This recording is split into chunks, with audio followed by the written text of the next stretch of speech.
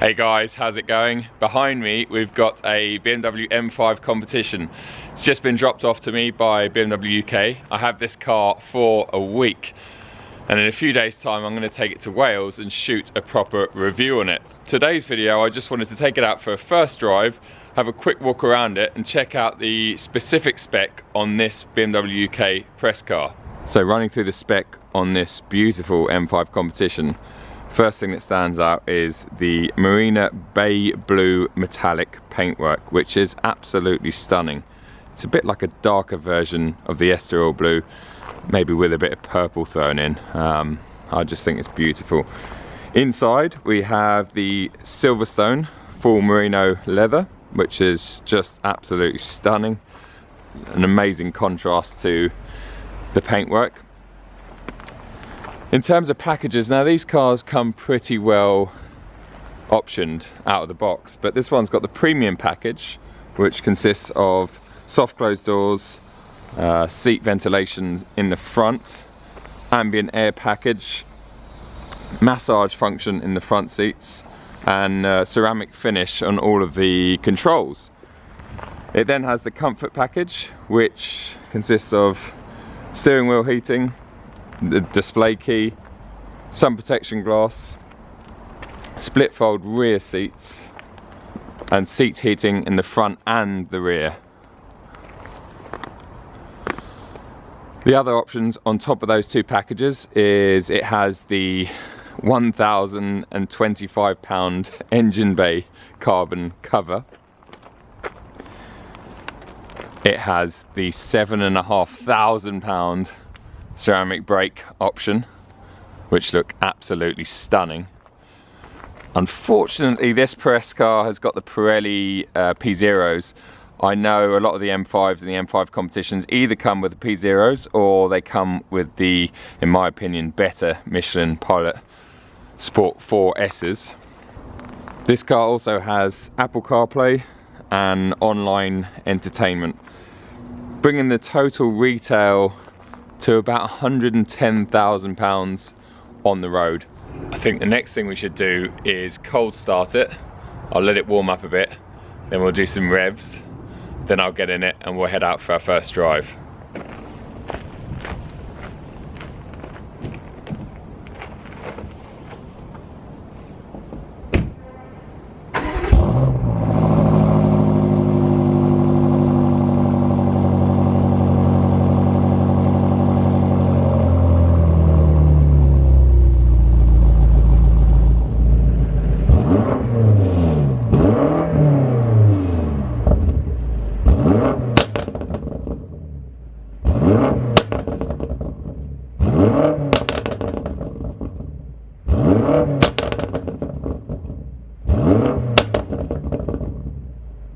Now, as I'm sure you just heard, it's an incredible sounding car. It really has got a lot of character. It's got more pops and bangs than the regular, if you can call it regular, M5. Before we head off for a drive, let's just jump in the cabin and have a quick look around, because it's a really special place in there.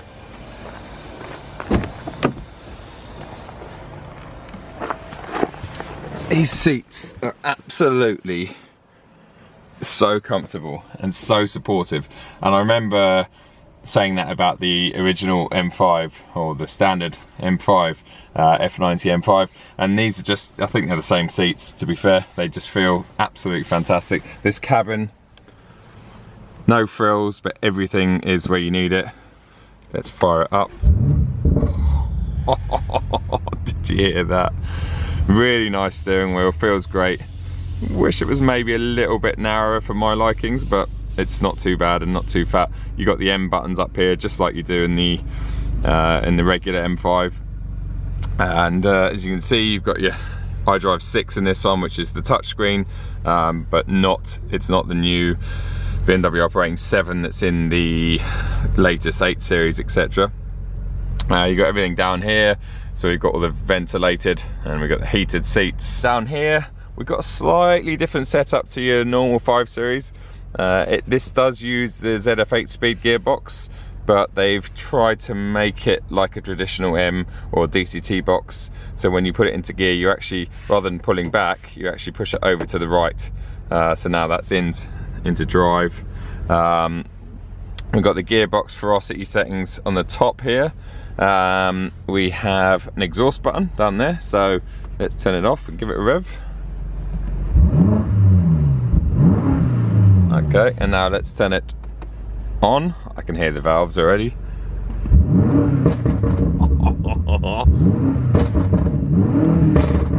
That's just mental. We got some cameras up here, so that's the surround camera, the surround view camera, which is really cool. If you haven't seen one of these before, you can sort of do a complete 360 view of the car, which is really impressive. I've actually got my driver's door open, so let's close that. And we'll get the full image, which is unbelievable. Obviously that is exactly what we're seeing outside, so that's really impressive. Then we've got the nose camera here, so when you're pulling out tight junctions, that's stuck right on the nose. That's right between the two BMW grills, so that's handy when you're pulling out of tight junctions, etc. Down here we've got some more settings where you'd normally have your adaptive settings and your normal sort of 5 and 7 series. You'd have, I think, sports, comfort and an efficiency. In this one you've got your steering wheel settings, so you can see all the settings at the top there, and when you play with them on here you can cycle between them. And then you've got the suspension settings, so again 3 settings for the adaptive suspension, and then you've got the drivetrain settings, so that's sort of throttle mapping if you like, and that cycles between there. But obviously, like with all M cars, you have your M buttons, so you can program either M1. Unfortunately it's a bit out of focus, come on, focus, yep. You can program M1 or M2 to have your specific settings. And then you have your drive modes, which is actually controlled by the traction control off button as we know it. So the car fires up in 4-wheel drive, that's the default mode. You press that once and it goes into MDM 4-wheel drive sport mode, so basically makes it more rear wheel drive bias and allows a certain amount of sideways slip as well. And then if we hold this down, it basically turns everything off. I believe that turns everything off but keeps it in 4-wheel drive. And to get to 2-wheel drive, oh there we go, we go into the computer. So 4-wheel drive sport, and then 2-wheel drive. So that's everything off 2-wheel drive, but apparently that's for track use only. So let's put it back into 4-wheel drive sport. That was my favorite mode in the regular M5. But everything else in here is just lovely. It's really nice interior. It's beautiful. Of course, there's no sunroof. You got this beautiful Alcantara headlining, but it's a carbon roof, so you wouldn't want to ruin that by putting a heavy sunroof in it. But everything else in here is just really nice. I love it. The dials are just stunning. It's just all functional. Of course, the driving position itself is spot on, like absolutely feels very comfortable, and there's plenty of room in here for, you know, for 4 large adults, no problemo.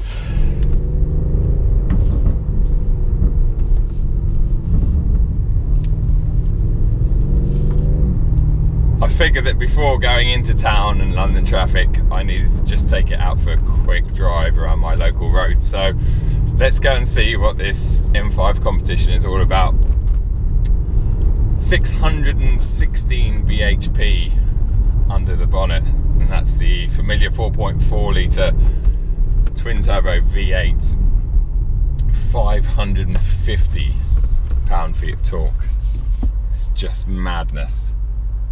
And I think that torque, that maximum torque, is available for about 80% of the rev range, anything over about 1500 RPM. Oh wow, it's quick. Oh, it makes some good sounds, it really does.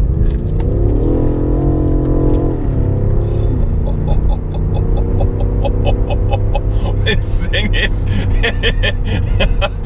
wow. It is so powerful. Oh, that sound.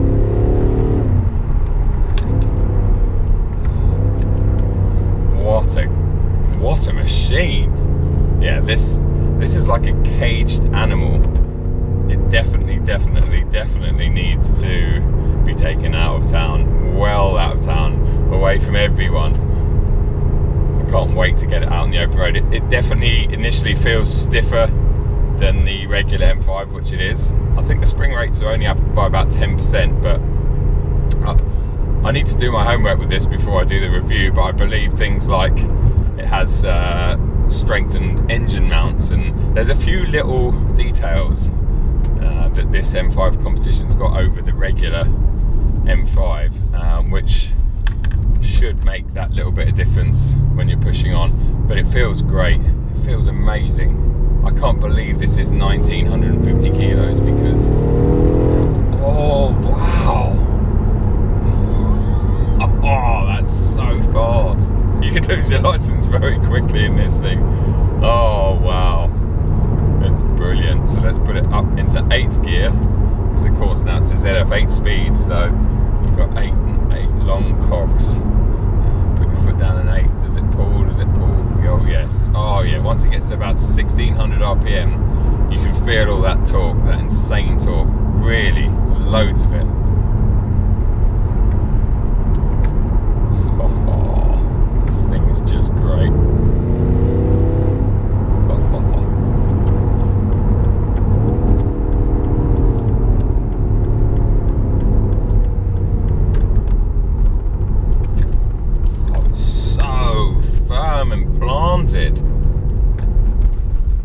It's about 10mm lower than the regular M5 as well, so that centre of gravity, as I go on about a lot of my videos, is a little bit lower. Just makes the car feel that bit more agile. Oh, it's just what a machine. Oh, its performance is unworldly. Like, I'm not sure I've driven many cars that are this fast. It is only 25 brake horsepower more than the regular M5, but I don't know if I can notice it because I haven't driven the regular M5 for a couple of months.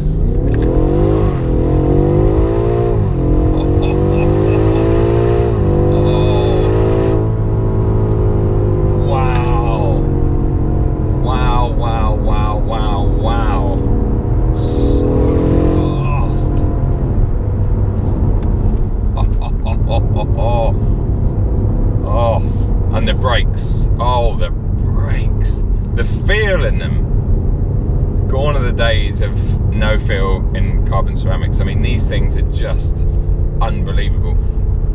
I'm guessing that they probably still fade slightly, well not fade, but you get that initial sort of, will they work or will they not work when it's been raining on the motorway and you've been on sort of an hour's jaunt.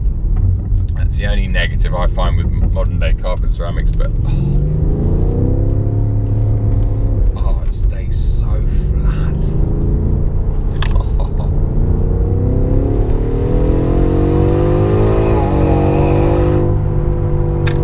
Wow, this is quick. I'm feeling like Ricky from Living Life Fast. This thing is fast. I mean, I think even he would be impressed with this. Wow, this is quick. This is an off-the-shelf car. As in, you could go into BMW, hand over £100,000 and walk out with one of these. That's just insanity, literally.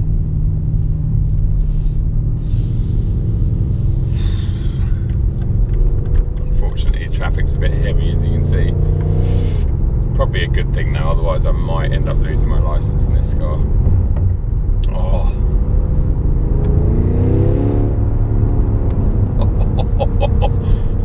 I would hate to be that driver in the C1 in front. I mean, this thing is menacing looking. It really is quite intimidating. And on that note, do they pull over? No, clearly not that intimidating. It's just effortless into second. Oh, get some nice rumbles from the exhaust. Now we're stuck behind a CRV. That's right, yeah, keep going. No, and the C1 pulls out. Watch this for dispensing. Goodbye. Oh my god, oh my god. Oh my god.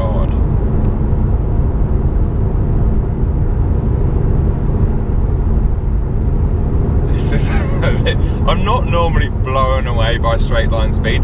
What I need to do is put this against my M2 Competition, which is a 400 plus bhp rear wheel drive 2 series. You know, it's a fast car, but just to demonstrate how quick this is, because this would absolutely destroy my M2 Competition in a straight line.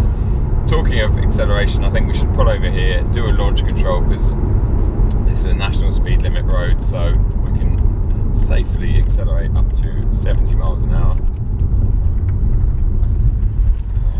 It's a loose surface, but this is perfect. It's really gravelly, actually, really loose, but perfect to demonstrate the X-Drive system in this. Okay, so there's a break in the traffic. I'm not sure how to activate launch control in this, so I'm just going to hold it on the brake, right foot down, and go. 60, 70. Just like that.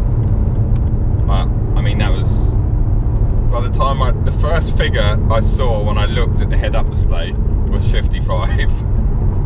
Now this does 0 to 60 in a claimed 3.3 seconds, and I believe some magazines have tested it around the 3 dead. I think some have even had it at 2.9, and I don't doubt that for a second. It's so fast, it's unbelievable.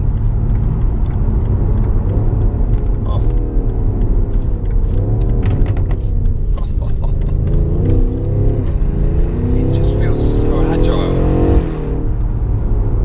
Wow, this thing is fast. I was looking at the options list earlier on, and I did think, well, you know, there's no need for the carbon ceramics. You can strip them out, 7.5 grand saved, whatever. But you're relieved that you've got them when you do need them in this thing, because it's just insane. It's so fast.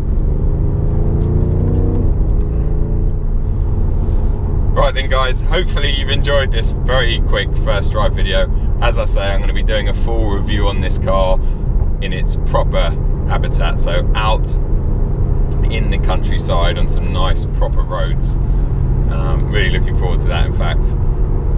But for now, I'm going to head into town, go and see my parents for some food. Please make sure you follow me on Instagram for any of you that don't already, and give us a thumbs up if you enjoyed this intro video. Leave any comments or questions below.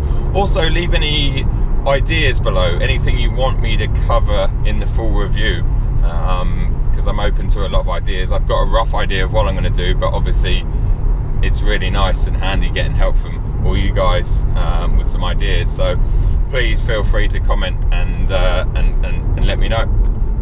Right, for now, I'm going to head off. Take it easy. Thanks a lot for watching, and I will see you at the next one. Cheers, guys.